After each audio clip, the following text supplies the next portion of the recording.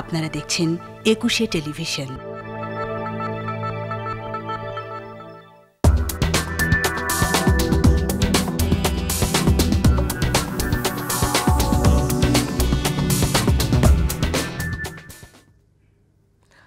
আমন্ত্রণ ২১ রাতে। রাজনীতির যে অবস্থা আমরা দেখছি বা দেখেছি, বিশেষ করে শেখ হাসিনার পালিয়ে যাওয়ার আগ পর্যন্ত, এবং রাজনীতি তো অবশ্যই রাজনীতির জায়গায় নেই, সেখান থেকে বরঞ্চ দুর্নীতি আরও অনেক বড় ব্যাপার হয়ে দাঁড়িয়েছে। আমরা আজ কথা বলবো রাজনীতি থেকে দুর্নীতি, এই বিষয়ে আলোচনার জন্য আমাদের একুশের স্টুডিওতে আজ উপস্থিত রয়েছেন লেখক, সাংবাদিক এবং সমকালের উপদেষ্টা সম্পাদক আবু সাইদ খান, রয়েছেন সাবেক সংসদ সদস্য এবং আইনজীবী ব্যারিস্টার রুমিন ফারহানা। আমরা আলোচনা যাওয়ার আগে একুশে টেলিভিশন প্রচারিত একটি সংবাদ দেখে নিতে চাই। আব্দুস সোবহান গোলাম ক্ষমতাচ্যুত প্রধানমন্ত্রী শেখ হাসিনার বিশেষ সহকারী, স্বৈরাচারের বিশ্বস্ত কেশিয়ার। প্রধানমন্ত্রীর কার্যালয়ে জায়গা পেয়ে ভয়ঙ্কর হয়ে ওঠেন গোলাপ। অর্থের নেশা পেয়ে বসে থাকে, ক্ষমতার অপব্যবহার করে দুহাতে কামান অর্থ। অন্তত 10,000 কোটি টাকার মালিক হন অল্প সময়ে, যার একটি অংশ চলে যায় যুক্তরাষ্ট্রে থাকা হাসিনা পুত্র সজীব ওয়াজেদ জয়ের কাছে। যুক্তরাষ্ট্রে গোলাপে রয়েছে অঢেল সম্পত্তি। দেশটিতে 9টি বিলাসবহুল বাড়ি কিনেছেন তিনি। এছাড়া দুবাই, সিঙ্গাপুর, কানাডাতেও আব্দুস সোবহান গোলাপ সম্পদের পাহাড় গড়েছেন বলে খবর আছে। বিতর্কিত ব্যবসায়ী এস আলমের ভাড়াটে হয়ে দেশের জনপ্রিয় স্যাটেলাইট টিভি চ্যানেল একুশে টেলিভিশনও প্রায় 8 বছর দখলে রাখেন আব্দুস সোবহান গোলাপ। পুরস্কার হিসেবে গোলাপের স্ত্রী গুলশান আরাকে করা হয় একুশে টেলিভিশনের পরিচালক। বুকে ধারণ করে বিশ্বাস করে তারই আলোকে আমরা আগামী দিনে জাতির জন্য, দেশের মানুষের জন্য কিছু দিতে পারবো এই পরিবারের পক্ষ থেকে, এটা আমরা কিন্তু আজ অঙ্গীকারবদ্ধ। এদিকে নিজ জেলা মাদারীপুরে একচ্ছত্র নিয়ন্ত্রণ প্রতিষ্ঠা করেন সাবেক প্রধানমন্ত্রীর এই বিশেষ সহকারী। জমি ও প্রতিষ্ঠান দখল, কমিশন বাণিজ্য, সরকারি বরাদ্দ আত্মসাৎ, চাঁদাবাজি সবই করেছেন নির্দয়ভাবে। আসলে করার জায়গা এনে জোর করে গোলাপ নিয়ে লইয়ে গেছে। 25,000 টাকার মাটি করছি, আমি বাড়ি করবো করিয়া, এরপর এই বাড়ি দখল করে লইয়ে গেছে।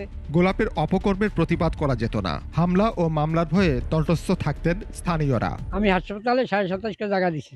আমার ছেলে চাকরি দেওয়ার কথা ছিল, 2 ছেলেরই, কিন্তু চাকরিও দেয় নাই, টাকাও দেয় নাই।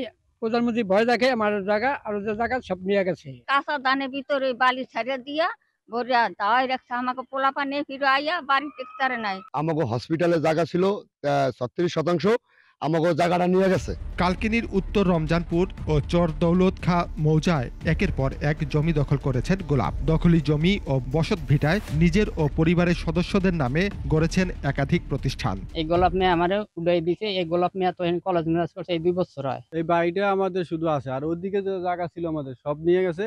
ওই বাড়িটা উঠানোর জন্য অনেক হামলা টামলা, অনেক হুমকি দিয়েছে।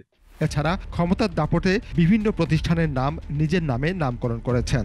এ থেকে বাদ যায়নি মসজিদও। এলাকার নির্মিত মসজিদও নিজ নামে নামকরণ করেছেন আব্দুস সোবহান গোলাপ। এই যে ভবন করছে আমাদের দোকানপাট ভাঙ্গা, গোলাপ ভাইয়ের নিজে নিয়া এই কলেজের লাইব্রেরির জন্য। আমাগো জায়গা আমাগো নাক কইরা লয়ে গেছে, বালি বর্ষে, আমাগো তার জিগেও নাই। গোলাপের মুক্তিযোদ্ধা সনদ নিয়েও ঘোর আপত্তি বীর মুক্তিযোদ্ধাদের। গোলাপ নানান জায়গায় প্রচার করে বেড়াইছে যে আমার সাথে সে ট্রেনিং দিছে এবং যুদ্ধ করছে, কিন্তু আমার জানা মতে সে আমার সাথে ছিল না এবং যুদ্ধ করছে এও আমি জানি না, কিন্তু আসলে সে মুক্তিযোদ্ধা কিনা আমার সেটা ভালো করে জানাও না। হাসিনার পতনের পর তার বিরুদ্ধে মামলা করেছেন এক বীর মুক্তিযোদ্ধা সহ 5 ভুক্তভোগী। আমরা আলোচনায় ফিরবো, তার আগে ব্যারিস্টার রুমিন ফারহানা এবং সাংবাদিক আবু সাইদ খান, আপনারা দুজনেই সম্ভবত 8 থেকে 9 বছর পর একুশে টেলিভিশনে এলেন। আমি প্রতিক্রিয়াটা একটু জানতে চাচ্ছি, কেন 9 বছর পরে একুশে টেলিভিশনে, কারণটি কি? আপনাকে অসংখ্য ধন্যবাদ। কারণটি সম্ভবত একুশে টেলিভিশনের পক্ষেই ভালো বলা সম্ভব কেন আমরা আসতে পারিনি বা কেন আমাদের আমন্ত্রণ জানানো হয়নি। তবে টেলিভিশন স্ক্রল করতে গিয়ে তো একুশে টেলিভিশন আসে, সেখানে কারা আসতেন রেগুলার, কারা বক্তব্য রাখতেন, কি বক্তব্য রাখতেন, কারা আসতেন, তার চেয়ে অনেক বেশি গুরুত্বপূর্ণ হলো তারা কি বলতেন সেটা। তো সেটাও আমরা লক্ষ্য করেছি এবং আসলে নানান রকম চাপে গণমাধ্যমকে চলতে হয়েছে। মালিক পক্ষের এক ধরনের চাপ, আবার যারা মাঠের সাংবাদিক আছেন তারা আবার ভিন্ন ধরনের চাপের মুখোমুখি হন।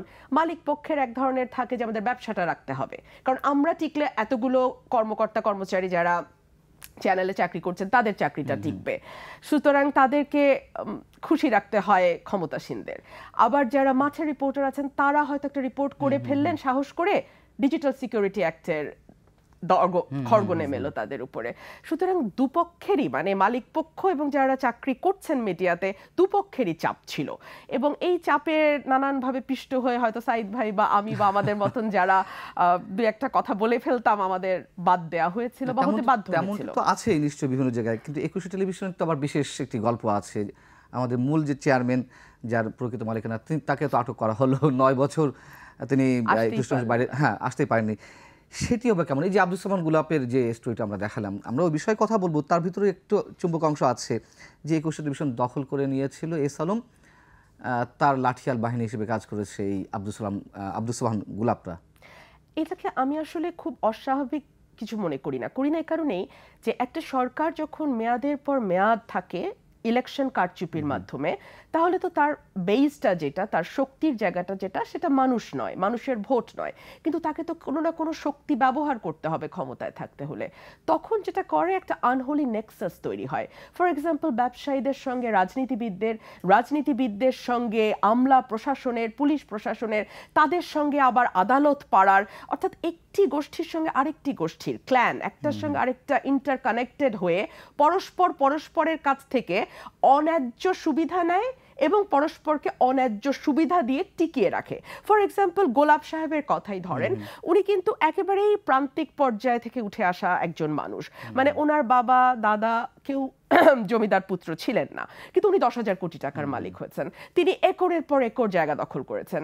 তিনি আমেরিকা বা পশ্চিমা দেশগুলোতে অনেক প্রপার্টি করেছেন। এই তথ্যগুলো কি সরকার জানতো না? জানতো, কিন্তু সরকার চেয়েছে যে আব্দুস সোবহান গোলাপ এইরকম ভাবে উল্টো পথে তিনি ব্যাপক বিপুল সম্পত্তির মালিক হন, যাতে তার দুর্বলতা সরকারের হাতে থাকে এবং তিনি বুঝতে পারেন যে তার এক্সিস্টেন্সের জন্যই সরকারকে তার টিকিয়ে রাখতে হবে, এবং এই টিকিয়ে রাখতে গিয়ে তার এই অবিশ্বাস্য সম্পদের কিছু অংশ তিনি প্রশাসনের পিছনে ব্যয় করবেন, কিছু অংশ তিনি পুলিশের পিছনে ব্যয় করবেন, কিছু অংশ তিনি মিডিয়া দখলে ব্যয় করবেন, কিছু অংশ তিনি আদালতকে ম্যানেজ করতে ব্যয় করবেন। তো একটা গোলাপ একটা উদাহরণ, কিন্তু এরকম গোলাপ তো আসলে সরকারের চারপাশে আমরা বেশ কয়েকটা গোলাপ দেখেছি। রাজনীতিতে আমরা দেখেছি মন্ত্রী এমপিরা, আমরা প্রশাসনে দেখেছি মতিউরের মতন বা এই ধরনের আরো কর্মকর্তাদেরকে, আমরা পুলিশে দেখেছি বেনজির বা হারুনের মতন বা বিপ্লবের মতন কর্মকর্তা, আমরা দেখেছি ব্যবসাতে এস আলম, আমরা দেখেছি বেক্সিমকো, আমরা দেখেছি দরবেশ, এরকম আমরা দেখেছি। তো এরা প্রত্যেকে পরস্পরের কাছ থেকে সুবিধা নিয়েছে, দীর্ঘ 15 বছর সুবিধা নিয়েছে, অবিশ্বাস্য রকম অর্থবিত্তের মালিক হয়েছে, সেকেন্ড হোম বানিয়েছে। কেউ পালাতে পেরেছে, কেউ পালাতে পারেনি। তবে যারা এই নেক্সাসে কাজ করেছে তাদের প্রত্যেকেরই একটা বিশ্বাস কিন্তু ছিল, সেই বিশ্বাসটা হচ্ছে আর যাই হোক শেখ হাসিনা তার মেয়াদ পূর্ণ করবে, এবং মেয়াদ পূর্ণ করার আগে ইলেকশন আসার আগে তারা বুঝতে পারবে যে তারা দেশে থাকতে পারবে নাকি তাদের চলে যেতে হবে। যদি চলে যেতে হয় তাহলে তারা কিন্তু তাদের সেকেন্ড হোম প্রত্যেকেই কোনো না কোনো জায়গায় রেডি করেছে। এবং মজার বিষয় হচ্ছে, আপনি খোঁজ নিয়ে দেখবেন যারা ধরা পড়েছে, দড়িতে বাঁধা হয়েছে, কলা পাতায় ঘুমাতে বাধ্য হয়েছে, তাদের স্ত্রী পুত্র কন্যারা কিন্তু কেউ দেশে থাকেন না, এবং আজকে তারা বিদেশে গেছেন বা সরকার পতনের পরপর তারা বিদেশে গেছেন তা না, তারা বছরের পর বছর বিদেশেই আছেন। এবং বিদেশের লিভিং কস্ট, বিদেশে থাকবার যে খরচ, মজার বিষয় হচ্ছে সেই খরচটা কিন্তু দেশ থেকে গেছে। $1 যেটার দাম 120 টাকা, 120 টাকা দিয়ে $1 তারা পায়, সেটা কিন্তু তারা ওই কনভার্সনের মধ্যে রাজকীয় জীবনযাপন তারা বিদেশে করে। তার মানে বুঝতে পারছেন কি অবিশ্বাস্য পরিমাণ অর্থ তারা এই 15 বছরে তৈরি করেছে, এবং এই তৈরিটা তারা পরস্পরকে সাহায্য করেছে এবং পরস্পরকে অন্যায্যভাবে সুবিধা দিয়েছে। অন্যের যারা ন্যায্য মালিক, যারা প্রকৃত মালিক, তাদেরকে ঠকিয়ে তাদের সম্পত্তি, তাদের কোম্পানি, তাদের ব্যবসা, তাদের চ্যানেল, সকল কিছু তারা দখল করেছে। আমি অবশ্যই মূল আলোচনা আসব। সাংবাদিক আবু সাইদ খান, যদি গণমাধ্যমের কথাই ধরি, গণমাধ্যমে পুরো একটা স্টিম রোলার চলেছে 15 বছর ধরে। আমরা যদি ছোট্ট একটা জায়গা থেকেই যদি ধরি, সেইখান থেকেও একটা গভীর একটা জিনিস বেরিয়ে আসতে পারে। আপনি যেমন 9 বছর পরে একুশে টেলিভিশনে এলেন, ব্যারিস্টার রুমিন ফারহানা না হয় বিএনপি দলীয় সংসদ সদস্য ছিলেন, এটা এস আলম দখল করেছিল, এস আলম শেখ হাসিনার হয়ে এটা দখল করেছিল, সেখানে বিএনপি পন্থী কারোর না আসারই কথা। কিন্তু আপনি তো সাংবাদিক, আপনি নিজে মুক্তিযোদ্ধা, আপনার জন্য এই টেলিভিশন রেস্ট্রিক্টেড ছিল। এবং আমরা কি তাহলে এই জায়গা থেকে এই প্রশ্ন করতে পারি না যে শুধুমাত্র দলীয় আদর্শ নয়, ব্যক্তি চিন্তা চেতনার উপরেও অনেক কিছু নির্ভর করে। যেমন একুশ টেলিভিশন যিনি প্রকৃত চেয়ারম্যান আব্দুল সালাম, তিনি তো কারাগারে ছিলেন 2.5 বছর, তাকে একুশ টেলিভিশন থেকে বাইরে রাখা হয়েছিল জোরপূর্বক প্রায় 9 বছর। এবং দেখা যাচ্ছে সেই 9 বছরের মধ্যে আপনাদের মতো মানুষরা এই টেলিভিশনে কথা বলতে পারেননি। এই বিষয়টি যদি আপনি একটু ব্যাখ্যা করেন। দুটো ব্যাপার, এখানে সব টেলিভিশনই সব চ্যানেলই সরকারের নিয়ন্ত্রণে ছিল প্রায়। তার মধ্য দিয়ে অনেকে সাহসিকতা দেখিয়েছে, কথা বলার চেষ্টা করেছে, আবার অনেকেই সরকারের নিয়ন্ত্রণে তো ভিন্ন মতের কিছু জায়গা দিয়ে হয়েছে। কিন্তু একুশেতে সেই সুযোগটা ছিল না। একুশেটা একেবারে আমি যদ্দূর 2-1 দিন চোখ বুলিয়েছি, মাঝে মাঝে দেখেছি, তাতে মনে হয়েছে যে এখানে একছত্র আধিপত্য, অর্থাৎ সরকারেরই গুণকীর্তন গাওয়া ছাড়া এখানে আর কিছু করা হতো না, যে কারণে আমাদেরকে আমন্ত্রণ জানানো হয় নাই, আসিও নি। তো এখানে ব্যাপারটা হচ্ছে যে দেশটা তো দুর্নীতি সব আমলেই ছিল, কিন্তু এই আমলে দুর্নীতিটা সব রেকর্ড ভেঙে ফেলেছে, নতুন রেকর্ড গড়েছে।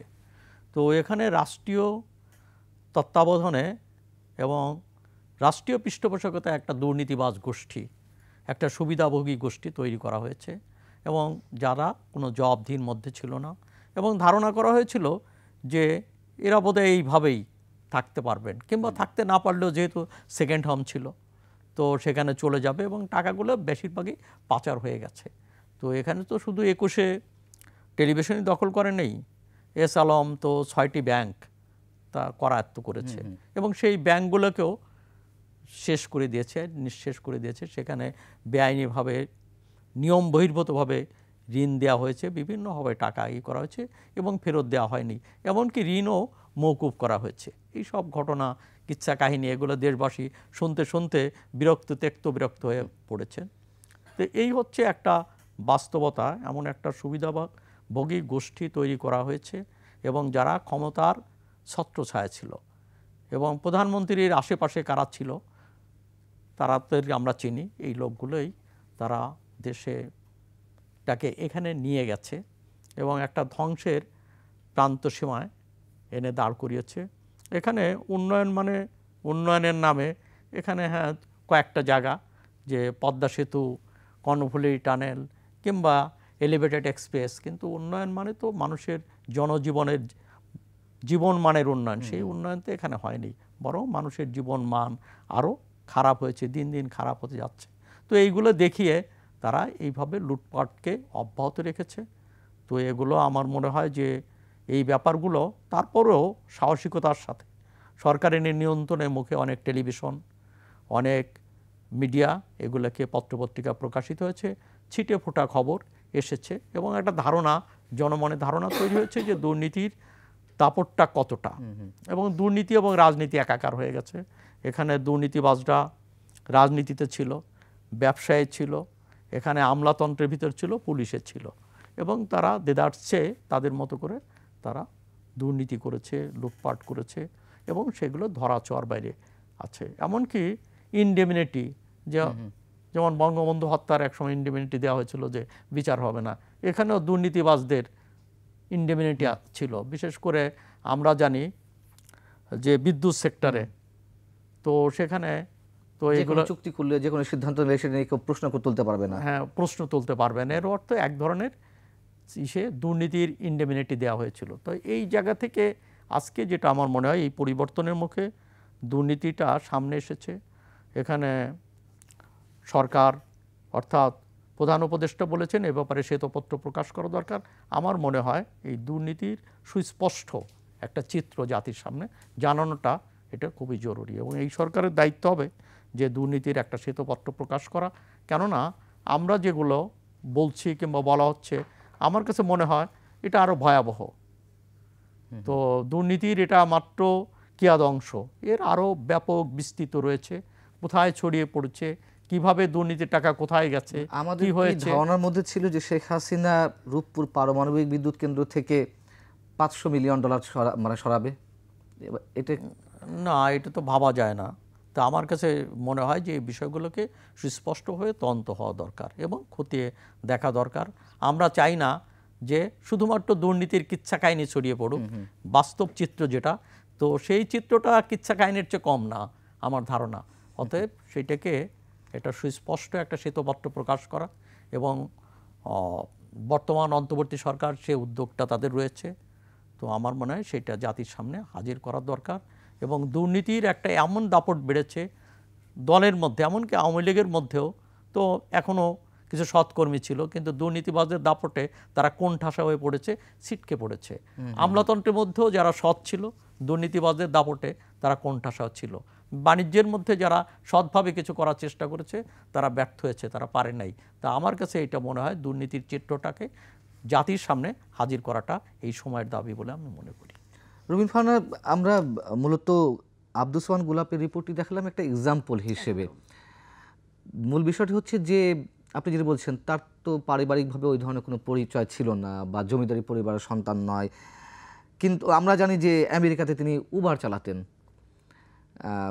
আমি ছোট করে বলছি না, বাট করতেন তো। কিন্তু সেই জায়গা থেকে এই কথা প্রসঙ্গটা আসছে এই জন্য যে তিনি 10,000 কোটি টাকা মালিক হয়েছেন, নামে বেনামে দখল করেছেন মিডিয়া থেকে, গণমাধ্যম থেকে শুরু করে নানান প্রতিষ্ঠান, এবং দখলদারদের সহযোগী ছিলেন। রাজনীতি থেকে দুর্নীতি এই সাবজেক্টটা আমরা এই জন্য করেছি যে পুরো রাজনীতিটাই কি এই অবস্থায় চলে গেছে? আমি বলতে কষ্ট হয়, আমি রাজনৈতিক পরিবারের সন্তান, আমি নিজে রাজনীতির একজন ক্ষুদ্র কর্মী। রাজনীতি খুব ভালো জায়গায় নেই বাংলাদেশে। গত কয়েক বছরে সত্যিকার অর্থে কোনো রাজনীতি ছিলই না। এবং আমরা একটা কথা সবসময় বলতাম, গণমাধ্যমেও বলেছি, লেখালেখি করেছি, আওয়ামী লীগ কিন্তু দল হিসেবে টিকে নাই। দল বলতে যেটা বোঝায় একটা রাজনৈতিক দল, সেটা কিন্তু আওয়ামী লীগ আর নাই। আওয়ামী লীগ শেষের দিকে যেটা হয়েছিল গত কয়েক বছরে, এটা একটা মানে মাফিয়া গ্রুপের হাতে চলে গেছে। এই গ্রুপটা সরকারে আছে, এই গ্রুপটা প্রশাসনে আছে, এই গ্রুপটা জুডিশিয়ারিতে আছে, এই গ্রুপটা ব্যবসায়ীদের মধ্যে আছে, এবং তারাই মোটামুটি এই দেশ শাসন করা থেকে শুরু করে সকল কিছু তাদের নিয়ন্ত্রণে। একটা সময় ছিল আমার বাবারা যখন রাজনীতি করতেন, আমরা দেখতাম যে রাজনীতিবিদরা ব্যবসায়ীদের সঙ্গে একটা সম্পর্ক রাখতেন। কিরকম সম্পর্ক? ব্যবসায়ীরা ফাইন্যান্স করতেন দলে, দলকে টাকা দিতেন। ফর এক্সাম্পল ইস্পাহানি গ্রুপের কথা আমি বলতেই পারি, তারা আব্বাকে ফাইন্যান্স করতেন, এবং ওই টাকাটা কিন্তু আলাদা খাতায় লেখা থাকতো, দলের খরচ এটা, গ্রুপ থেকে এই মানে কে কোন জায়গা থেকে ডোনেশন দিয়েছে সেগুলো, এটা খরচ হয়েছে, এটা রয়ে গেছে, বেঁচে গেছে। ওটা কিন্তু সংসারে আসতো না, ওই টাকা কখনো সংসারে ঢুকতো না। দুই হলো, ব্যবসায়ীরা জানতেন তাদের কাজ ব্যবসা করা, রাজনীতিবিদদের কাজ রাজনীতি করা। নির্বাচন আসবে, নির্বাচন হবে, রাজনীতিবিদরা নির্বাচন করবেন, যদি জিততে পারেন জিতবেন, ব্যবসায়ীরা হয়তো কিছু ফাইন্যান্স করবে ইলেকশনে, ব্যবসায়ীরা দলকে কিছু ফাইন্যান্স করবে, জিততে পারলে তারা ব্যবসায়িকভাবে হয়তো কিছু কাজ পাবেন বা কন্ট্রাক্ট পাবেন। এতটুকু সম্পর্ক, এতটুকু ছিল। এরপরে যেটা হলো, ব্যবসায়ীরা চিন্তা করলেন যে আমরা কেন দূরে থাকবো, রাজনীতির মধ্যে আমরা কেন ঢুকবো না। আসলেন সালমান এফ রহমানের মতো লোকজন। এমনই আসলেন যে নেক্সট টু প্রাইম মিনিস্টার উনি দাঁড়িয়ে থাকেন। আমরা কোনো পলিটিশিয়ানকে কিন্তু প্রধানমন্ত্রীর আশপাশে শেষের দিকে আর দেখতাম না। একটি মাত্র ব্যক্তি মানে সকাল থেকে রাত পর্যন্ত প্রধানমন্ত্রীর পাশে যাকে দেখা যেত, সালমান এফ রহমান। এখনো নাকি তিনি রিমান্ডে গিয়ে, সাবেক সামরিক আমলা তারেক সিদ্দিকী, এখনো নাকি রিমান্ডে গিয়ে সালমান এফ রহমান বলছে, আমাকে ছেড়ে দেন, আমি দেশের জন্য কাজ করতে চাই, আমাকে ভেতরে রাখলে আমার 8,000 কর্মচারীর বেতন হবে না, কিস্তি হবে না, আমি লোন পরিশোধ করতে পারবো না, আমাকে ছেড়ে দেন, আর জেলে থাকার অভ্যাস আমার আছে, ওইটাতে আমার কোনো অসুবিধা হবে না। অডাসিটি কোথায় গেছে ভাবতে পারেন? এখানে এই জায়গাটাতে যে উনি যেতে পারছেন, সেটা আমাদের সকলেরই ব্যর্থতা। এবং রাজনীতিবিদরা শুরু করলেন, ব্যবসায়ীরা শুরু করলেন রাজনীতিতে আসা, এবং ধীরে ধীরে ধীরে ধীরে দেখা গেল সংসদটা তাদের দখলে গেছে। এবং ব্যবসায়ী প্রকৃত অর্থে যদি ব্যবসায়ী, যেটা বনেদি ব্যবসায়ী যেটাকে বলা হয়, যারা ট্রু ব্যবসায়ী, সেটা হলেও হতো গেছে রেন্ট সিকারদের কাছে। রেন্ট সিকার মানে কি? আপনার কোনো কোম্পানি নাই, আপনার কোনো ব্যবসা নেই, আপনার কিছু নাই, আপনি দালালি করেন। সাদা বাংলা রেন্ট সিকিং মানে আপনি দালালি করেন। আপনি পয়সা নেন, পয়সা নিয়ে নেতাদের কিছু পয়সা দেন, এই পয়সাটার কিছু অংশ আপনি খান, বাকিটা আপনি হয়তো আরেকটা সাব কন্ট্রাক্ট দিয়ে আপনি কাজটা করিয়ে ফেলেন। তো এইভাবে ব্যবসাটাও পচিয়ে ফেলা হলো।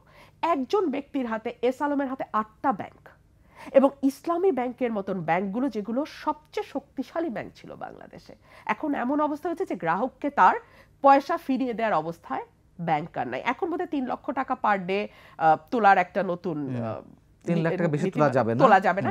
এই কারণে এখনো না ভয়ঙ্কর অবস্থাটা বোঝা যাচ্ছে না, কিন্তু যখন খুলে দেয়া হবে, ওপেন করে দেয়া হবে, তখন অবস্থাটা কোথায় দাঁড়িয়েছে আর একটু স্পষ্টভাবে বোঝা যাবে। এবং আব্দুর সোবহান গোলাপ যেমন একজন, এরকম আমি অসংখ্য নাম বলতে পারি যারা এই টেলিভিশনে বসে, অন্যান্য চ্যানেলে বসে প্রতি রাতে নীতি কথা বলতেন, কিন্তু তাদের হলফনামা যদি আপনি দেখেন, ডিক্লেয়ার নীতি কথা যদি বলেন, তাহলে আমি, যেহেতু আপনি আইনের মানুষ, আমি সেই আইনের একজনের উদাহরণ দিতে চাই। আপনারা সবাই জানেন বিচারপতি শামসুদ্দিন চৌধুরী মানিক, হ্যাঁ, তিনি নাকি 900 কোটি টাকার সম্পদের মালিক। সম্পদ মানে জমি এক জায়গায়, এর বাইরেও তো আরও অনেক কিছু আছে নিশ্চয়ই, এরকম আমরা তো জানতে পেরেছি। এবং বিচারপতি মানিক কিভাবে এই মানসিকতার, অসুস্থ মানসিকতা একজন মানুষ কিভাবে বিচারালয়ে আপিল বিভাগের বিচারপতি হন? আমি মানিক সাহেবের উদাহরণ দিতে গিয়ে, আপনি যেহেতু আনলেন, আমি জুডিশিয়ারি নিয়ে দুটো কথা বলতে চাই। আমি ব্যক্তিগতভাবে একসময় ফুল টাইম প্র্যাকটিশনার ছিলাম এবং প্র্যাকটিস আমাকে অনেক কিছু দিয়েছে। একটা পর্যায়ে আমি লক্ষ্য করলাম, তখন অবশ্য আমি রাজনীতিতে অনেক বেশি ইনভলভড হয়ে গেছি, কোর্টটা চলে গেছে কিছু দালালের হাতে। একদম দালাল শব্দটাই কোর্টে প্রচলিত। তারা কি করে জানেন? তারা একটা ব্যবসায়ীর কাছ থেকে 10 কোটি টাকায় কন্ট্রাক্ট নেয়, মামলা করে দেবে, জজকে কিছু টাকা ঘুষ দেয়, লয়ার যে মামলাটা মুভ করে তার হাতে কিছু টাকা যায়, অল্প, তার হাতে খুব বেশি যায় না লয়ারের হাতে, আর দালালটা টাকাটা রাখে। এবং সেই মামলার রায় কি হবে, এইটা মক্কেল যে মামলাটা দায়ের করছে সেই রেডি করে দেয় যে রায় এই এই কথা থাকতে হবে। এবং জাস্টিস সাহেবরা, আমি তাদের নামও জানি, বলবো না, তারা সেই অনুযায়ী রায় লেখেন। আপনি জানেন অভিজাত পাড়ায় যে ক্লাবগুলো আছে, সেখানে জাস্টিসরা রাতের বেলা বসেন ব্যবসায়ীদের সঙ্গে, জানেন তাই না? তো তাহলে আজকে শামসুদ্দিন চৌধুরী মানিক, তিনি ফরফর করতেন বলে ধরাটা খেয়েছেন। ফরফর না করা অনেক জাস্টিস আছেন যাদের ভেতরে খবর নিয়ে দেখেন তাদের কয়েকশো কোটি টাকা আছে। এই টাকা আসে কি করে? প্র্যাকটিসটাকে, জুডিশিয়ারিটাকে ধ্বংস করা হয়েছে, জুডিশিয়ারিটাকে একেবারে ধ্বংস করা হয়েছে। এবং জাস্টিস মানিককে নিয়ে অনেক বেশি আলোচনা হচ্ছে কারণ তিনি উন্মাদের মতন কথা বলতেন, তিনি অসভ্য আচরণ করতেন, তিনি নগ্নভাবে দলীয়করণ, মানে দলীয় কথাবার্তা বলতেন, আক্রমণ করতেন আদার সাইডের প্রতি বা মানুষের প্রতি ন্যূনতম কোনো রেসপেক্ট এই লোকের ছিল না। সেই কারণে মানুষের ক্ষোভ, ঘৃণা, রাগ তার উপরে চূড়ান্ত। কিন্তু উনি যতটা ক্ষতিকর, তার চেয়ে যেই জজরা দালালের কাছ থেকে পয়সা খেয়ে এখনো হাইকোর্টে বসে রায় লেখে, এখনো যারা সন্ধ্যাবেলা, রাতের বেলা, গভীর রাতে গিয়ে ক্লাবগুলোতে ব্যবসায়ীদের সঙ্গে, বড় বড় গ্রুপ অফ কোম্পানিজের মালিকদের সঙ্গে বসে বসে জুয়া খেলে, মদ খায় এবং ঠিক করে যে রায় কি হবে, তারা কি কম অপরাধী? তারা যেহেতু টিভিতে আসে না, তারা যেহেতু আক্রমণ করে না, তারা যেহেতু নোংরা কথা পাবলিকলি বলে না, তাদের কিন্তু আমরা জানি না। কিন্তু জুডিশিয়ারিটা তো একা মানিক ধ্বংস করে নাই, মানিকের সাথে এরকম আরো অনেক মানিক মিলে যারা নীরব মানিক, তারা তো জুডিশিয়ারিটাকে ধ্বংস করেছে, পান্না ভাই। এবং আপনি, আমি যেমন জুডিশিয়ারি থেকে অনেকটা সরে গেছি, কারণ আমার মনে হচ্ছে আমি দালালকে ধরে আমি হব ওই মাঝখানের লয়ারটা যাকে হয়তো অল্প কিছু টাকা দেয়া হবে। আমি জানি রায় আগেই ঠিক করা আছে, আমি সেরকম রিসার্চও করবো না, কারণ আমি জানি যে আমার রায় কি হবে। আমি জাস্ট অ্যাপিয়ার করবো, কারণ অ্যাপিয়ার করতে হয়, আর রায় যা দেওয়ার মক্কেল যা লিখে দেবে, জজ সাহেব ওই রায়টাই দিবে। সেই কোর্টে আমি কি প্র্যাকটিস করবো? আমি তো সাংবাদিক আবু সাইদ খান, আপনার কাছে আসবো বিচারপতি মানিক প্রসঙ্গে। মানে তিনিও আমাদের বিচার ব্যবস্থার একটা প্রতীক কিনা। একটা ছোট্ট বিরতি নিয়ে, দর্শক একটা ছোট্ট বিরতি, ফিরছে খুব শিগগির।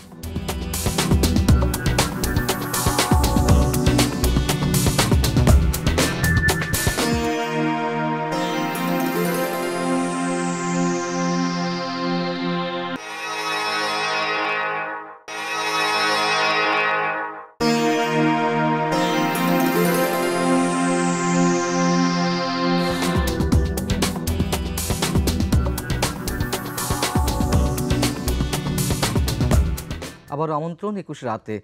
আমাদের সঙ্গে আজকে আলোচনা রয়েছেন ব্যারিস্টার রুমিন ফারহানা, সাবেক সংসদ সদস্য, এবং আইনজীবী রয়েছেন সিনিয়র সাংবাদিক আবু সাইদ খান, উপদেষ্টা সম্পাদক সমকালের। সাংবাদিক আবু সাইদ খান, বিরতির আগে আপনার কাছে প্রশ্ন ছিল যে এই বিচারপতি মানিকরা, তারা কি আমাদের সমস্ত বিচার ব্যবস্থার প্রতীক কিনা? বিচারপতি সম্পর্কে আমাদের যে ধারণা, মানে একেবারে শৈশব থেকে লালন করে এসেছি, সেটা হলো একটা পূত পবিত্র নাম, যেখানে কোনো পাপ স্পর্শ করে না, মানুষ যেখানে ন্যায় বিচার পাবেন, মানে শেষ ভরসার স্থল হচ্ছে আদালত, এবং সেখানে সর্বোচ্চ আদালত, সেখানে একজন বিচারক যে এত নিচে নামতে পারেন এটা তো আমি ভাবতে পারি না আমরা। এবং একজন মানিক না, তো মানিক তো যেখানে মানিক পাওয়া যায় সেখানে অনেক মানিকই থাকে, আমার মনে হয় আরও মানিকরা আছেন। তো এটা আমাদেরকে জন্য দুর্ভাগ্য যে মানুষের শেষ ভরসা স্থলের জায়গাটাও আমাদের বিতর্কিত হয়ে পড়েছে, এবং ন্যায় বিচারের জায়গাটা যেভাবে সংকুচিত হয়ে পড়েছে আমরা আর ভাবতে পারছি না যে একটা কোন সমাজে আমরা বাস করছি যেখানে মানুষ ন্যায় বিচার পাবে না, যেখানে তো এখানে মানিক সম্পর্কে, বিচারপতি মানিক সম্পর্কে আমার বলার তেমন কিছু নেই, কেননা তাকে আমরা দেখেছি যে ঠিক আছে টক শোতে এসে তার মতো করে বলতেন, এবং সে বলাটা একজন বিচারপতির জন্য খুব বেমানান মনে হতো, একটা দলবাজি করছেন দলীয় নেতার মতো। কিন্তু তার আড়ালে যেটা শুনছি এখন যে দুর্নীতির যে কেচ্ছা কাহিনী, সেটা তো খুবই দুর্ভাগ্যজনক। এবং মুক্তিযুদ্ধের চেতনাকে মানে নিয়মিত সেল করেছেন। না, মুক্তিযুদ্ধের চেতনায় তো, মুক্তিযুদ্ধের চেতনায় অপকর্ম করা যায় না। মুক্তিযুদ্ধের চেতনাকে দোহাই পেড়ে, মুক্তিযুদ্ধের দোহাই পেড়ে যদি কেউ অপকর্ম করে তো সেই অপকর্মকে আরও তাকে দায়ী করতে হয় যে মুক্তিযুদ্ধের চেতনাকেও লাঞ্ছিত করছে।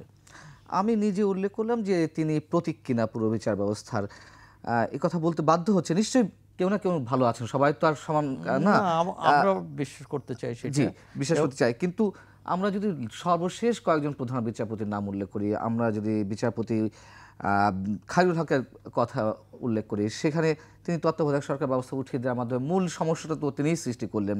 আমরা বিচারপতি হাসান ফয়েজ সিদ্দিকীর কথা উল্লেখ করতে পারি, তিনি এস আলমের দুর্নীতি তদন্ত যেখানে হাইকোর্ট নির্দেশ দেয় সেখানে তিনি তার নেতৃত্বে আপিল বেঞ্চ উনি খারিজ করে দেন। আমরা যদি উবায়দুল হাসানের কথা, প্রধান বিচারপতি উবায়দুল হাসান সদ্য মানে সর্বশেষ যিনি রিটায়ারমেন্টে আছেন, তিনি এই ছাত্র জনতাকে উস্কে দিয়েছেন তার রায়ের মাধ্যমে। পরবর্তী যে আদালতে রাজপথে আন্দোলন করে আদালতের রায় চেঞ্জ করা যায় না, এই ধরনের কথার মধ্যে দিয়ে আরও উস্কে উঠেছিল ছাত্র জনতা। আসলে প্রতীক তো সবাই এক একটা জায়গা থেকে, মানে আমরা এইভাবে বলতে পারি কিনা? না, আমরা এটা ভাবতে পারছি না যে বিচারপতিরা এইভাবে দলবাজি করবেন। হ্যাঁ, বিচারপতি তার অবসরের পরে যে তার নিজস্ব মত ইত্যাদি করেন, কিন্তু আদালতে থেকে এই আসনে, মানে এই পবিত্র আসনে বসে তারা এই ধরনের রায় দেবেন কিংবা এই ধরনের কর্মকাণ্ডের সাথে যুক্ত হবেন, এটা খুবই দুর্ভাগ্যের ব্যাপার। এবং বিচারালয় যদি রাজনীতিকরণ হয়ে যায় এবং রাজনৈতিক উদ্দেশ্যে যদি আদালত ব্যবহৃত হয় তো সেটা আমার কাছে খুব দুর্ভাগ্যজনক। আমি জানি না এই বিচারালয়, এখানে রুমিন ফারহান আছেন, আরও ভালো জানেন, কেন ভিতরের খবর জানেন। তো আমি একটু বাইরে থেকেই আমি খুব বিস্মিত হই, হতাশ হই এবং খুবই বীতশ্রদ্ধ হই যে এই কি আমাদের আদালতের চেহারা। রাজনীতি বুঝলাম যে রাজনীতিকরা তো অনেক সময় পচে যায়, রাজনীতিতে দুর্নীতি ঢুকে পড়েছে, এগুলো নিয়ে আমরা চিৎকার করছি, কিন্তু শেষ ভরসার জায়গা যে ঠিক আছে রাজনীতির অপরাধ করলেও তো আদালতে যাবেন, তো সেই আদালতের যদি এই দশা হয় তাহলে তো অপরাধীরা তো পার পেয়ে যাবেন।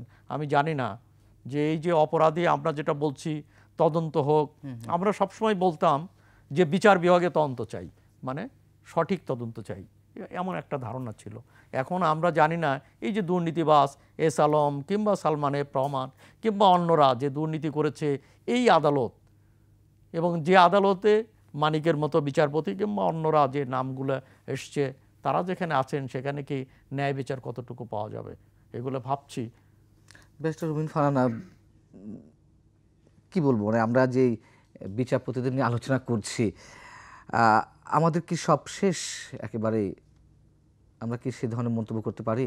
এবং একই সঙ্গে আরেকটি প্রশ্ন যে বিচারপতি মানিককে আটকের পরে তার প্রতি বিক্ষুব্ধ জনতার যে বহিঃপ্রকাশ প্রতিক্রিয়ার, এটা কি শুধুমাত্রই দলীয় কোনো দৃষ্টিকোণ থেকে নাকি এক ধরনের দীর্ঘদিনের পঞ্জীভূত ক্ষোভ?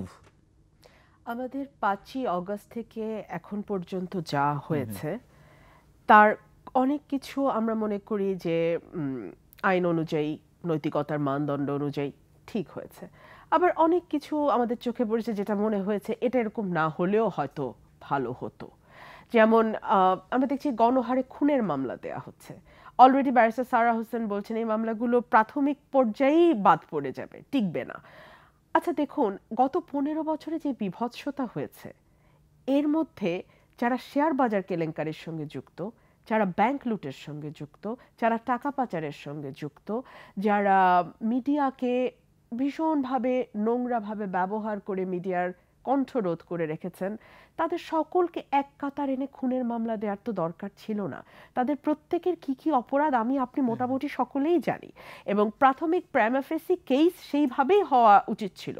আমি দেখলাম যারা নতুন অন্তর্বর্তীকালীন সরকারে আছেন তাদের কেউ কেউ বলছেন যে ওটা আসলে আরও ডিটেল ইনভেস্টিগেশনের ব্যাপার।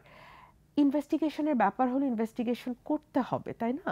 কিন্তু আপাতত মানুষকে খুশি করার জন্য যেন তেন প্রকারে সকলকে মিলে খুনের মামলা দিয়ে দেওয়াটা একটু আমার মনে হয় যে এটা আইনগতভাবেও টিকবে না, এবং যারা শিক্ষিত সমাজ আছেন, যারা আসলে পরিবর্তনের স্বপ্নটা দেখছি, রাজনীতির পরিবর্তন, সংস্কৃতির পরিবর্তন, গুণগত পরিবর্তনের স্বপ্ন যারা দেখছি, আমাদের কাছে এটা একটু হোঁচট খাওয়ার মতন।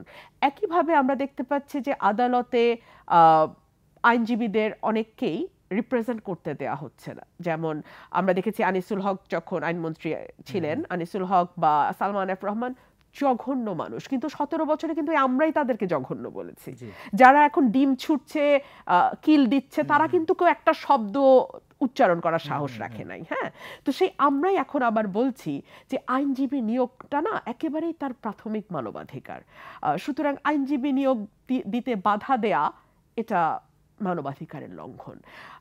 তাকে শারীরিকভাবে লাঞ্ছিত করা এটাও মানবাধিকারের লঙ্ঘন। আমি জানি এই কথা শোনার পর অনেকেই আমাকে গালাগালি করবেন। ঠিক আগে যেমন আমি 17 বছর গালি খেয়েছি আওয়ামী লীগের, এখন হয়তো আমি নতুন আরেকটা দলের গালি খাবো, নতুন আরেকটা গোষ্ঠীর গালি খাবো। কিন্তু আসলে এই কথাগুলো না বললে না আমার 17 বছরের কষ্টটা কোনো অর্থ থাকে না। সেই 17 বছর অপশাসনের চিত্র মানুষ অন্যভাবেও তো ব্যবহার করতে পারে। একদম তাই। না হলে আপনি আমাকে বলেন, যেদিন 5ই অগস্ট, আমি তো 2রা অগস্ট থেকে রাস্তায়, আমি স্টুডেন্টদের সাথে, কিন্তু আমি প্রথমে বলেছি আমি কোনো দল থেকে আসিনি। আমি রুমিন ফারহানা, আমি বাংলাদেশের নাগরিক, আমি আইনজীবী, আমি আমার বাচ্চাদের কাছে এসেছি, তো আমি ওদের সাথেই ছিলাম। 4 তারিখ আমার বাসা ভাঙচুর হয়, 5 তারিখে তো সরকারের পতন হয়ে যায়। 5 তারিখ আমি বিকেলবেলা বের হলাম রিক্সা করে যে দেখি আমি চারপাশের কি অবস্থা। প্রথমে গিয়ে দেখলাম 32 নাম্বার জ্বালিয়ে দেওয়া হচ্ছে। এই 32 নাম্বার নিয়ে আমি কথা বলেছি, আমার মনে হয় না আর কেউ বলেছেন, এমনকি কোনো রাজনৈতিক দল থেকে কোনো রাজনৈতিক নেতাও বলেছেন বলে আমার মনে হয় না। আমি বলেছিলাম 32 নাম্বার রোডটা বন্ধ রাখা হয়েছে কেন? এই রোডটা তো পাবলিক রোড, এটা তো কোনো দল, কোনো গোষ্ঠী, কোনো ব্যক্তি বন্ধ রাখতে পারে না, নিরাপত্তার স্বার্থেও পারে না। নিরাপত্তা নিশ্চিত করার দায়িত্ব সরকারের।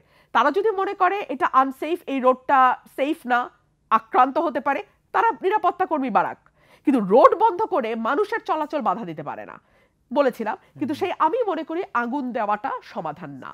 আমি মনে করি আওয়ামী লীগের অফিসে 3 নম্বর রোডে আগুন দেয়া এটাও সমাধান না। আমি মনে করি ইন্ডিয়ান কালচারাল সেন্টার, ইন্ডিয়া আমাদের সাথে যা করছে এটা এবং এখনো যা করে যাচ্ছে এটা আসলে সহ্য করার বিষয় না, কিন্তু কালচারাল সেন্টারে আগুন দেওয়াটা তার জব না। আই হোপ আমি আপনাদের বুঝাতে পারছি আমি কি বলতে চাচ্ছি। আমি আমার দীর্ঘ 15-16 বছরের যে কষ্ট, যেই যন্ত্রণা, যেই লড়াই, আমি চাই না এই যন্ত্রণা, এই লড়াইটা এই ধরনের কিছু ছোটখাটো ঘটনার কারণে অন্য আরেকটা রং পাক, অন্য আরেকটা দিকে যাক। এটি কোনো বিশেষ গোষ্ঠী নাকি সাধারণ মানুষের দীর্ঘদিনের পুঞ্জীভূত ক্ষোভের বহিঃপ্রকাশ? মানুষের ক্ষোভ আছে পান্না ভাই, এর মধ্যে যে একেবারেই ঘোলা পানিতে মাছ শিকারের লোক নাই তা না। না হলে আপনি আমাকে বলেন এই যে 5 তারিখের পরপর হঠাৎ করে মাইনরিটি কমিউনিটির উপর আক্রমণ নিয়ে এত অস্থিরতা শুরু হলো কেন? আমি দৌড়ে গেলাম কালী মন্দিরে, আমি দৌড়ে গেলাম আপনার সংখ্যালঘুদের যে কমিউনিটি আছে ওখানে, হ্যাঁ, যে মানে কি হচ্ছে কেউ কিন্তু খুব স্পষ্টভাবে বলতে পারলেন না যে কোথায় কি হচ্ছে, তাই না? মাশরাফির বাড়ি ভাঙচুর হয়েছে, সেটা দেখানো হয়েছে গৌতম দাস, লিটন দাসের বাড়ি হিসেবে। এবং একটা পর্যায়ে আমি দেখলাম যে আমাদের প্রধান উপদেষ্টা বলতে বাধ্য হলো যে ভারত থেকে আসুক সাংবাদিকরা, নিজেরা এসে দেখুক বাংলাদেশের হালচাল কি। তো এগুলো যে স্বার্থান্বেষী গোষ্ঠী ঘোলা পানিতে মাছ শিকারের চেষ্টা করছে না তা না, করছে, কিন্তু একই সাথে আবার এটাও সত্য মানুষের ভীষণ তীব্র ক্ষোভ আছে। একে তো মানুষ কথা বলতে পারে নাই, লিখতে পারে নাই, আতঙ্কে ছিল, নানান রকম চাপে ছিল, এক ধরনের উন্মাদনার তৈরি হচ্ছে, এক ধরনের উন্মাদ অবস্থা তৈরি হচ্ছে। এবং দীর্ঘদিন একটা সাইকোপ্যাথের শাসন চললে একটা জাতির মনস্তাত্ত্বিক কি পরিবর্তন হয় সেটাও গবেষণার বিষয়। এবং দীর্ঘদিন আপনাকে চাপে রাখা হয়েছে, আপনাকে ভয়ের মধ্যে রাখা হয়েছে, আপনি আতঙ্কে থেকেছেন, আপনি হয়তো সমর্থন করেন না কিন্তু নৌকার পক্ষে কথা বলতে হয়েছে, আপনি হয়তো সমর্থন করেন না হাসি মুখে হজম করতে হয়েছে, আপনার বাড়ি দখল হয়ে গেছে, আপনার জমি নাই হয়ে গেছে, এই নানান রকম চাপে কষ্টে আপনার মধ্যে এক ধরনের বিস্ফোরণ তো হইতেই পারে। কিন্তু সেই জায়গাটাতেই রাষ্ট্রের কর্তব্য, সরকারের কর্তব্য সেটাকে শক্ত হাতে নিয়ন্ত্রণে নেওয়া।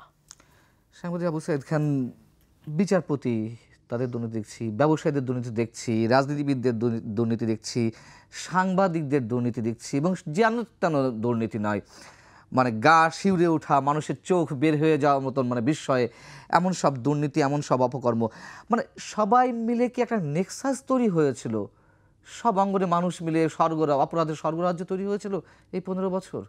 আমিও তার আগে একটু রুমিন ফারহানার সঙ্গে একটু একমত হয়ে বলতে চাই, আসলে হ্যাঁ ক্ষোভ ছিল, যন্ত্রণা ছিল, সব কিছু ঠিক ছিল, কিন্তু একজন আইনজীবী যার দায়িত্বটা হচ্ছে আদালতে গিয়ে যুক্তিতর্ক দেবেন, তার হাতে আর একজন প্রহৃত হবে, এটা তো হতে পারে না, এটা খুবই দুর্ভাগ্যজনক। তাহলে তার আইন, শিক্ষা এবং জাতি তার কাছ থেকে কি আশা করে? হ্যাঁ, এটা ক্ষতি হয়েছে।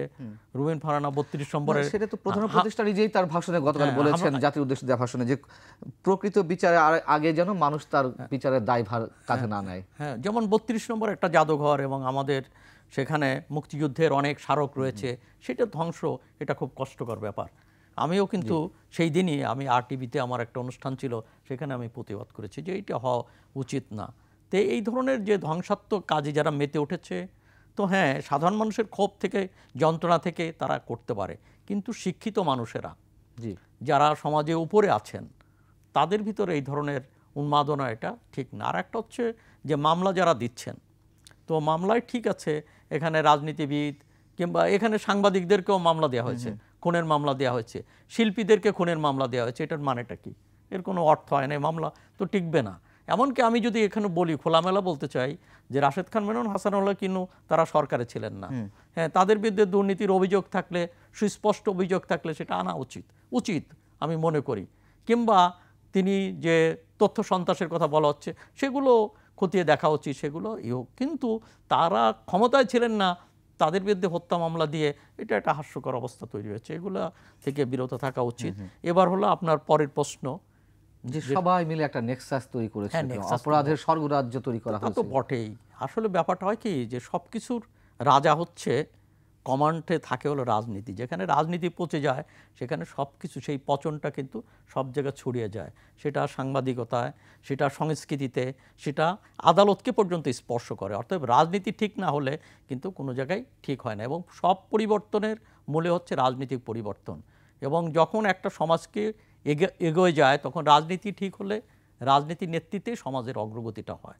অতএব রাজনীতি কেন্দ্রবিন্দু, এবং এই রাজনীতির পচনের কারণে সব জায়গায় এই পচনটা ছড়িয়ে ছিটিয়ে আছে। অতএব এখন যদি সমাজকে ঠিক করতে হয় তাহলে হ্যাঁ কিছু সংস্কার তো দরকারই, সেই সংস্কারগুলো লাগবে, যেটা বর্তমান অন্তর্বর্তী সরকার করতে পারে কিছু সংস্কার, কিন্তু সেই সঙ্গে রাজনীতিকে ঠিক হতে হবে। এবং এখানে রাজনীতি যদি অস্থির হয়ে ওঠে এবং একই ঘটনার পুনরাবৃত্তি আমরা চাই না, আমরা এক ফ্যাসিবাদ এখানে ছিল, এবং আজকের সেই বাস্তবতা দরকার, সেই সংস্কার দরকার, রাজনীতি সেই পরিশুদ্ধ হওয়া দরকার, যাতে আর নতুন করে কোনো ফ্যাসিবাদের জন্ম না হয়। এই সতর্কটা আমার মনে হয় সব মহলে, সাংবাদিক, সংস্কৃতিকর্মী, রাজনীতিবিদদের ভিতর এই সতর্কতাটা, এই সচেতনতা বোধটা দরকার যে আমরা পরিশুদ্ধ হতে চাই, আমরা দেশটাকে যে আকাঙ্ক্ষায় কয়েকশো মানুষ জীবন দিয়েছে সেই আকাঙ্ক্ষার আমরা পূর্ণ বাস্তবায়নটা চাই। এটা হচ্ছে সময়ের দাবি বলে আমি মনে করি। ব্যারিস্টার রুমিন ফারহানা, অপরাধের স্বর্গরাজ্য গড়ে তোলার জন্য নতুন একটা তথ্য পেলাম আমরা এস আলমের ক্ষেত্রে।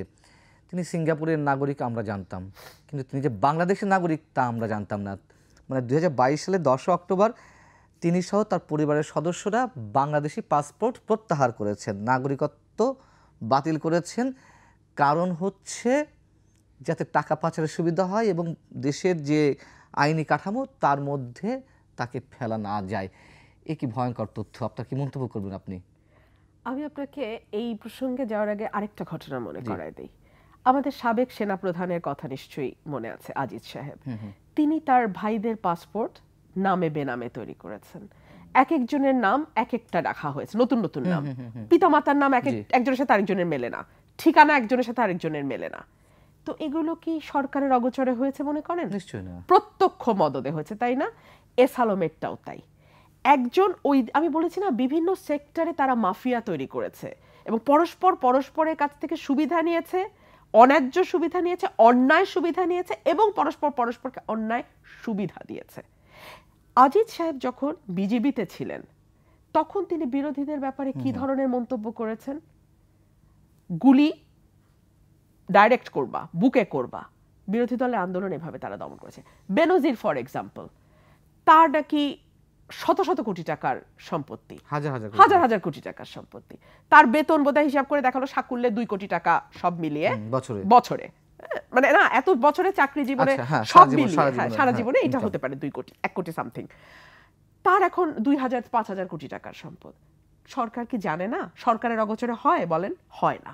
সরকার সব জানে, জেনে বুঝে চুপ থাকে। কারণ বেনজিরকে তার লাগবে একটা রিগড ইলেকশন করার জন্য, বেনজিরকে তার লাগবে বিরোধী দলকে মাটির সাথে শোয়ায় দেওয়ার জন্য, বেনজিরকে তার লাগবে মুক্তিযুদ্ধের চেতনার নামে স্লোগান দিয়ে ভিন্ন মতকে নির্মূল করে ফেলার জন্য। আপনি যখন জাতিকে বিভাজিত করবেন, আপনি যখন জাতিকে এমনভাবে বিভাজিত করবেন যে একটি গোষ্ঠীকে নির্মূলের আহ্বান জানাবেন আপনি, এবং এমনভাবে তাকে ডিহিউম্যানাইজ করা হবে আপনার বিভিন্ন রাষ্ট্রযন্ত্রের ব্যবহার করে, যে তাকে এমনভাবে ডিহিউম্যানাইজ করবেন যে তাকে মেরে ফেলাটা যায়। একসময় বলা হতো ও তো শিবির করতো, মানে শিবির করলে আপনি মেরে ফেলতে পারেন। আমি যেমন আনিসুল হককে পিটায় মারার পক্ষে না, আমি শিবিরের কোনো কর্মীর গায়েও হাত দেওয়ার পক্ষে না। আমি আইনজীবী, তোমার যদি মনে হয় যে সে তোমার কোনো অধিকার হরণ করেছে, কোনো আইন ভঙ্গ করেছে, কোনো অপরাধ করেছে, আদালত আছে, আইন আছে, ব্যবস্থা নাও। আইন নিজের হাতে তুলে নেওয়া কোনো আমলেই সমাধান হতে পারে না। তো যাই হোক, এভাবে ডিহিউম্যানাইজ করে রাখা হয়েছে বাংলাদেশের একটা বড় অংশকে। এর পাল্টা একটা ফল তো আসবে। আর এস আলম হচ্ছে সরকারের পায়ের নিচের খুঁটি, একটা বিরাট খুঁটি। ক্যাশিয়ার এস আলম হচ্ছে শেখ পরিবারের ক্যাশিয়ার, এবং তার উত্থান, সেও কোনো জমিদার পরিবারের সন্তান না। আপনি এই চারপাশে যাদেরকে দেখবেন তারা কিন্তু একেবারেই মানে ওইরকমই আর কি। হ্যাঁ, এবং ওরকম পরিবার থেকে আনাই হয় যাতে তাদেরকে যে কোনোভাবে ম্যানিপুলেট করা যায়। একটা অবস্থান থেকে আসলে আসলে আপনি একটা অবস্থান নিচে নামতে পারবেন না, খানিকটা হলেও থাকে। হ্যাঁ, আর আপনি যখন একেবারেই প্রান্তিক জায়গা থেকে আসবেন তখন আসলে আপনার কাছে অবিশ্বাস্য, আপনি কোনোদিন কল্পনা করেন না, আপনার 14 পুরুষে কেউ কল্পনা করে সেরকম সব ঘটনা আপনার লাইফে ঘটতে থাকবে। তো তখন আপনি এক ধরনের ড্রাগ অ্যাডিক্টের মতো হয়ে যাবেন। আপনি এক ধরনের মনে হবে যে আপনি একটা নেশার মধ্যে, মদমত্ত অবস্থা। সেই অবস্থা আপনি কি করবেন, আপনাকে দিয়ে কি করানো হবে, এটাই হয়েছে 15 বছর। তবে আমার যেটা আতঙ্কের জায়গা পান্না ভাই, 15 বছর তো শেষ হইল, সামনের দিনটা কেমন যাবে, সামনের সময়টা কি আমরা গুছাতে পারবো কিনা? কারণ আমি যে বললাম একটা সাইকোপ্যাথের আন্ডারে আমাদের জাতির মনস্তাত্ত্বিক পরিবর্তনে চলে এসছে। আমরা এখন মুহূর্তের মধ্যে, আমি যাদেরকে জানতাম চিহ্নিত আওয়ামী লীগ করা কোনো অপরাধ না, নাম্বার 1 আওয়ামী লীগ করা, তারা এখন আপা আমি বিএনপির জন্য এই করছি ওই করছি, এই কথাগুলো আমার শুনতে ভালো লাগে না পান্না ভাই, আমার ভালো লাগে না শুনতে, কিন্তু আমাকে শুনতে হচ্ছে। তো সুতরাং সামনের দিনগুলো কি হবে সেটাও আমার চিন্তার বিষয়, এবং আমার ধারণা আমার আজকে যারা আমরা এখানে আলোচনায় বসছি আমরা সকলেই আসলে চিন্তিত যে সামনের সময়টা কি করবে। কারণ এমনভাবে সবকিছু ভেঙে গেছে, এমনভাবে সবকিছু ধসে পড়েছে, এটাকে আবার নির্মাণ করে মোটামুটি একটা শেপে আনা, আমি বলছি না যে অপূর্ব মূর্তি গড়তে হবে, মানে মোটামুটি একটা শেপে আনা যেটাতে কাজ চালানোর মতো অবস্থা, সেটা করতে আসলে কত সময় লাগবে, কারা করবে, কিভাবে করবে, তাদের সেই সদিচ্ছা আছে কিনা, তাদের সেই প্ল্যান আছে কিনা, তাদের প্ল্যানটা কি, এগুলোও দেশের নাগরিক হিসেবে তো আমাদেরকে ভাবায়। কারণ আমার তো আসলে এস আলম বা দরবেশের মতো আরেকটা বাড়ি নাই সিঙ্গাপুরে, আরেকটা বাড়ি নাই লন্ডনে, আরেকটা বাড়ি নাই আমেরিকা, আমাকে তো এই দেশেই মরতে হবে। আমরা শেষ করব। সাংবাদিক আবু সাইদ খান, আপনার শেষ মন্তব্য যে কথাগুলো রমিন ফাহান বলছিলেন, এবং আমি যদি স্পষ্ট করে জিজ্ঞাসা করি যে রাজনীতি থেকে দুর্নীতি আমাদের আজকের আলোচনার বিষয়, মানে চারিদিকে যে দুর্নীতিগ্রস্ত অবস্থা, সেখান থেকে আমরা আমাদের রাজনীতিটাকে পরিশুদ্ধ অবস্থায় ফিরে পাবো কিনা, এর জন্য তো যে দাবি উঠেছে যেটা হচ্ছে এটা সংস্কার দরকার, এবং সেই সংস্কার ছাড়া এটা হবে না। আর রাজনীতি যে প্রচলিত রাজনীতি সেটারও একটা সংস্কার দরকার। যেমন নির্বাচন কমিশন দাবি উঠেছে যে নির্বাচন কমিশনটা বদলাতে হবে, এই নির্বাচন কমিশন দিয়ে কাজ হবে না। কিন্তু প্রশ্ন হচ্ছে, আমার কাছে যেটা মনে হয় নির্বাচনের পদ্ধতিটাও পরিবর্তন করা দরকার। কিভাবে করা যাবে সেটা আমি জানি না। যেমন ধরুন যে এলাকা দখল হয়, চর দখলের মধ্যে একটা নির্বাচনী এলাকা দখল করে একজন এমপি হন। এই ব্যবস্থাটাকে বদলিয়ে আমরা সংখ্যানুপাতিক প্রতিনিধিত্ব এই ব্যবস্থা দীর্ঘদিনের দাবি আপনাদের মতন যারা এটা আমার রয়েছেন, মনে হয় এটা জি। করা সম্ভব কিনা, তাহলে এটা রাজনীতির একটা গুণগত পরিবর্তন হতে পারে বলে আমার মনে হয়। অনেক ধন্যবাদ সাংবাদিক আবু সাইদ খান, ধন্যবাদ ব্যারিস্টার রোহিন ফারহানা। দর্শক, শেষ করছি, এই ছিল আজকে আলোচনা। ভালো থাকুন, নিরাপদে থাকুন, শুভরাত্রি।